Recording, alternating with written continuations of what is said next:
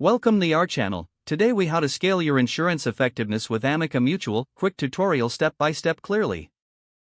To scale your insurance effectiveness with Amica Mutual, start by visiting their official website.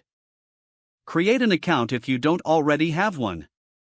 Log into your account to access your policy details. Familiarize yourself with the dashboard layout. Navigate to the Policies section to view your current coverage options.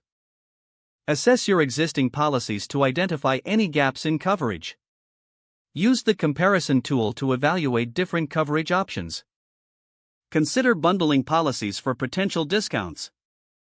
Reach out to an Amica representative for personalized advice. Utilize their online resources to educate yourself about various insurance products. After understanding your needs, adjust your coverage as necessary.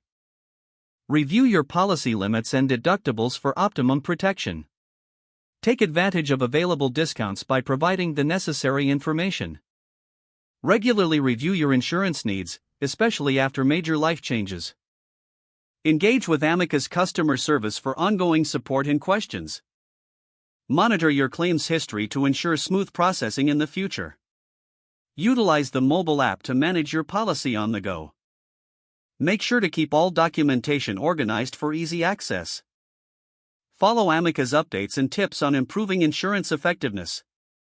Commit to periodic reviews to keep your insurance strategy aligned with your goals.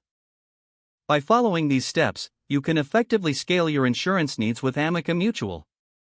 If the page does not load, refresh the browser or try again in a private or incognito window. Make sure you are using the correct email address, then retype it carefully to avoid small typos. If your password is not accepted, use the reset option and create a new strong password you can remember. Check your spam folder for verification or security emails, then complete any requested confirmation steps. Enable two-factor authentication if available to improve account security and reduce unauthorized access risk. After signing in, review your profile details so your contact information and settings are accurate and current.